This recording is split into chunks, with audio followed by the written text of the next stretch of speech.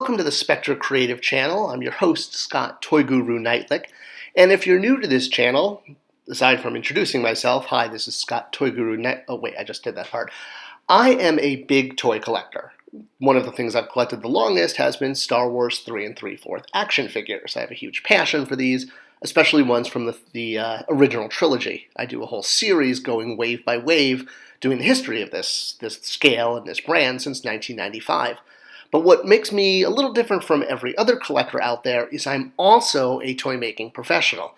I've been in the toy industry for over 25 years, and I was fortunate enough to get to actually work on Star Wars toys at Jakks Pacific, brand managing their Big Figs line.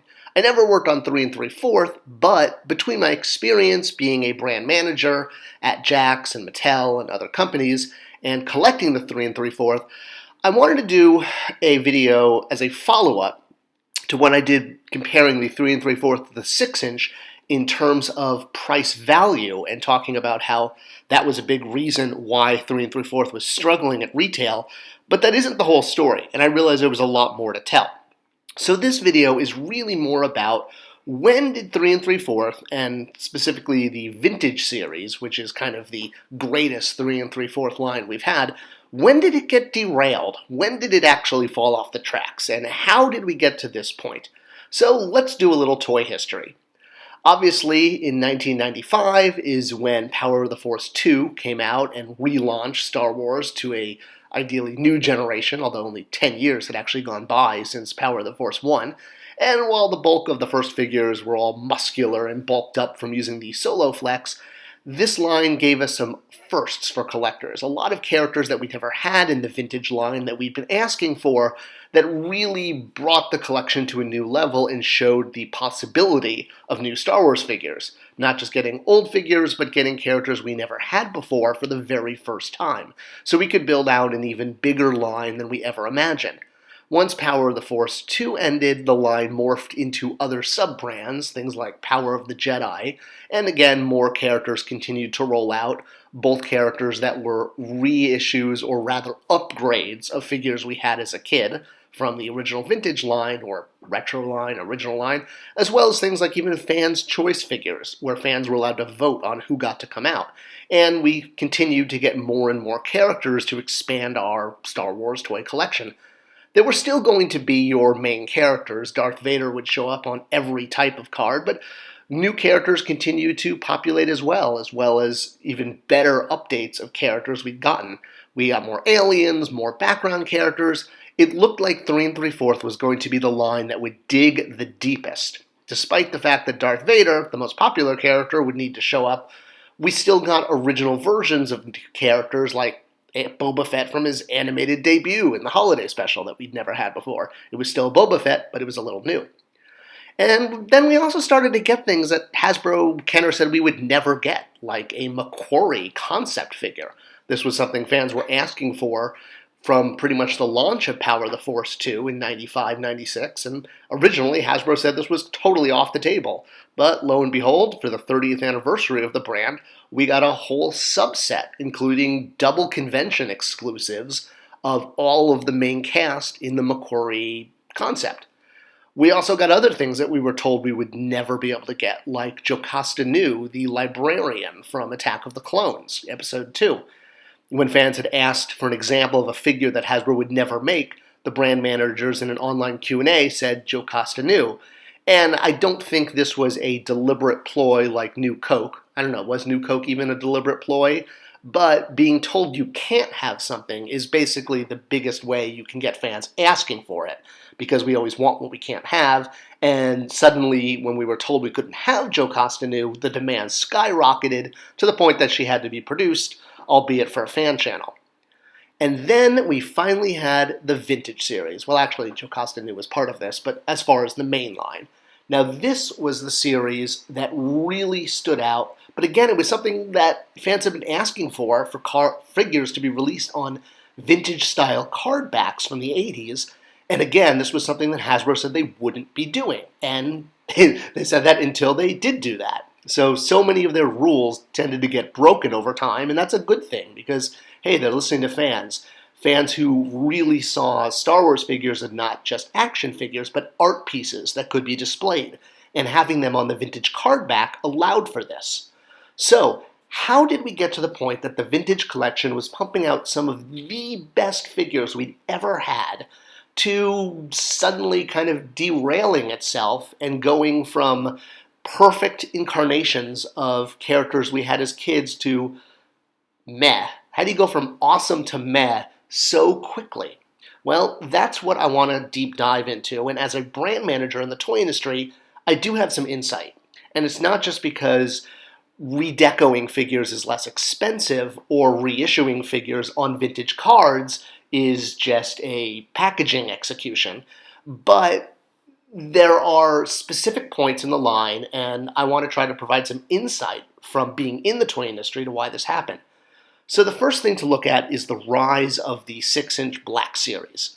Now, the Black Series, when it started off, was very much looked at as like, ooh, it's a new hat. It's something new and sparkly for Star Wars, but no one's really going to stick to this because we all know Star Wars is a 3 3/4 line, specifically because the figures need to be in scale with vehicles and play sets, and we want to army build, and we want to get every character from the Cantina and Jabba's Palace, and being able to do that 6-inch is going to take up so much space on our shelf, and the idea of them getting that deep in the line is a little bit of a pipe dream. Now, it was cool to get Star Wars figures that were in scale with Marvel and DC, since 6-inch kind of became the go-to style for collectors, but this was the first big crack in the wall for the vintage collection. Even though the Black Series was a little bit ho-hum at the beginning, it did take off. The second big issue was the 3D release of the prequel trilogy. So this was one of the last things that Lucasfilm did before they turned over the brand.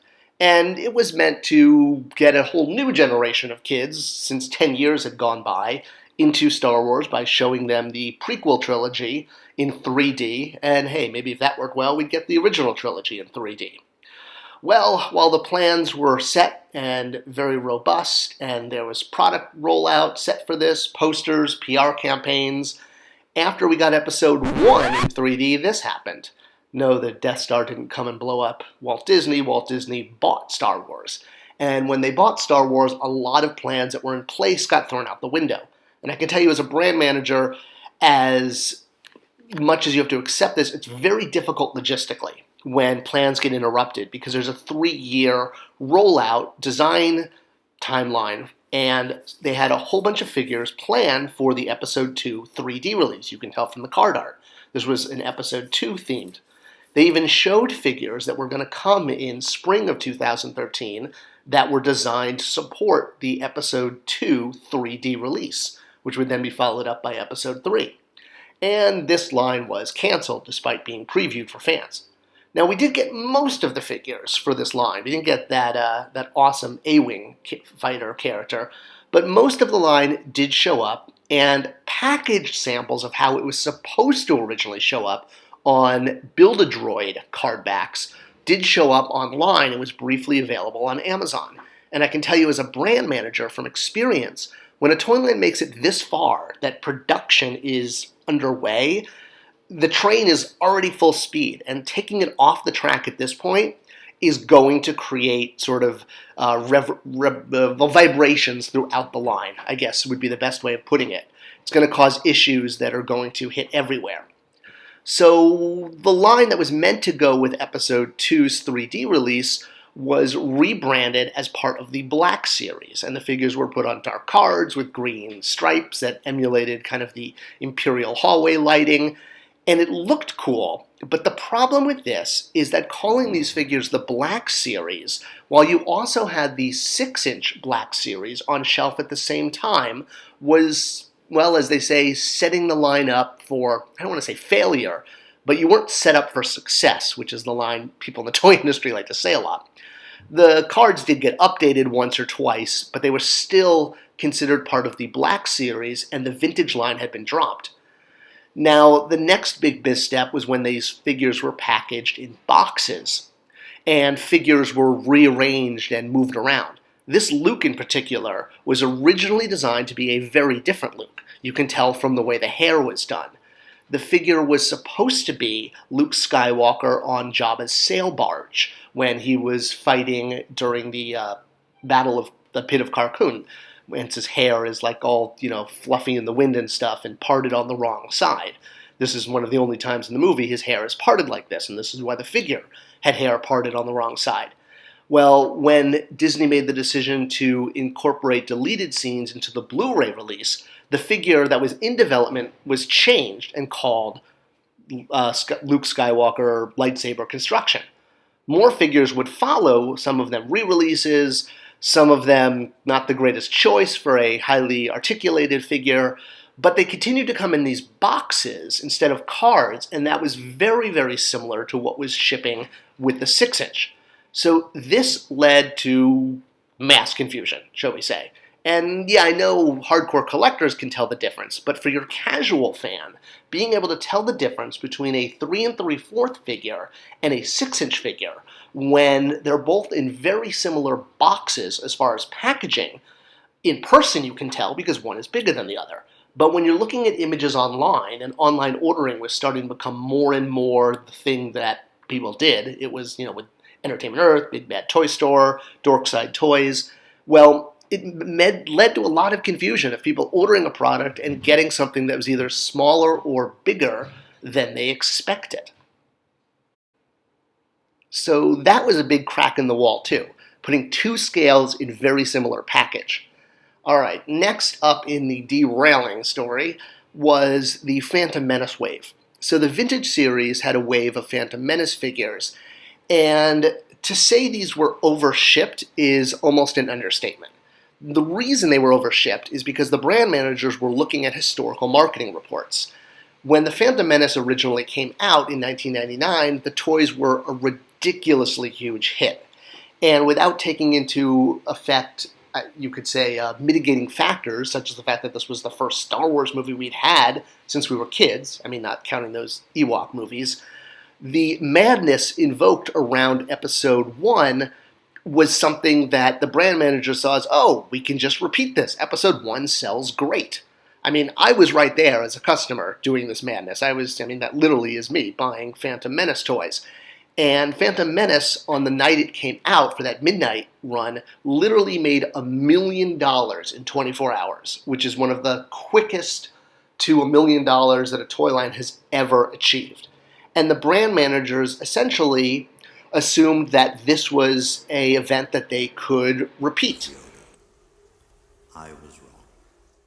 Well, I could tell you from my experience being a brand manager that over-ordering stock is never a good idea. And I saw this happen with DCU Classics Wave 1, where retailers, in order to set planogram for a new SKU, a new product, way over-ordered Wave 1. In fact, they ordered about 40 to 60% of their full year's quota against one wave instead of spreading it out, and this led to a major clog in the pipeline of getting more product out there for DCU Classics. And the same thing was happening with this Phantom Menace wave. It clogged pipes and was delisted. So yeah, once you kind of get off track with something like this, it's very, very hard to get back. Because once a product line has been delisted, which means it's not performing to the amount of sales needed, well, it's just a colossal, mess. And there's a lot of things in the toy industry you can't recover from, and getting delisted is a big one. So thinking that Phantom Menace was going to repeat itself, and brand managers shipping so much product of the Phantom Menace wave, while it left fans wanting more vintage figures, it left retail feeling like, well, vintage is just not a line that sells anymore, not taking into account the mitigating circumstances. So at this point, the crack in the wall had become a giant hole, and the damage had kind of been done. Now, the 6-inch Black Series line continued to do well and come out with more characters, better articulation, and eventually, to the point that we're at now, it was overtaking 3 3/4, or is overtaking 3 3/4 as far as sales. And this is very much because of price value. When a parent or a gift giver is going through the toy aisle and they see a 3 3/4 figure and a 6-inch figure, and they're looking at the $13 price point versus the $20 price point, well, you get a lot more for your money by buying a Black Series figure. So hence, it's going to be chosen. So can you make a comeback? Can the Vintage Series find a way not just to get back to collectors, but more importantly, get back to retailers who don't see it for all the reasons laid out? It is too late for me, son. And in a lot of ways, it kind of is. As I said, when the damage is done in the toy industry, confusing collectors by calling two different scales the Black Series, which led to both on-shelf confusion, retail confusion, price point confusion. This becomes a major issue for retailers, not to mention the price value between the two scales. And again, the really big thing that hurt the Vintage Series was that Phantom Menace wave, with brand managers looking at the data from 1999 and thinking, oh, Phantom Menace toys sell great, let's ship a ton of them. Well, history does not always repeat itself, and there were so many mitigating factors in 1999 that were not there when the figures were updated on vintage card backs years later. So while there might be demand from collectors out there, myself included, for more vintage figures and to keep getting our 3 3/4, the funeral pyre has kind of been lit. All of these issues over the years that derailed the line, while there's not one that did the derailing onto itself, the culmination, the effect of all of them together, while we used to get Cantina Aliens super articulated on Vintage Series, unfortunately all of these issues that have happened have basically squandered the line to the point that while we do get some fully articulated brand new tools like Boba Fett here, and some partially tooled characters like Bespin Escape Leia, for the most part, we're at a point that it's going to be reissues. We'll get some new stuff, but the glory days are kind of behind us on this line, and all of the reasons laid out in this video are all the reasons why this line unfortunately got derailed. Now, just because it got derailed doesn't mean you can't fix things. Come on, did you really think I was going to leave you all on such a negative note? Of course we could still save the cheerleader, save the world. In fact, I wouldn't have made this video if I hadn't thought about this. I ran collector lines at Mattel that were very breakthrough, and to say I have a plan is an understatement. So, Hasbro, if you're watching this video, head over to Spector Creative, drop me a line. I'm a consulting toy maker, and I have a plan to save the vintage line. I hope you enjoyed this video. Let me know in the comments below. Share this, subscribe to this. It tells YouTube to share it with other people. Thanks for watching, and I'll see you guys on the next video, only on the Spector Creative channel.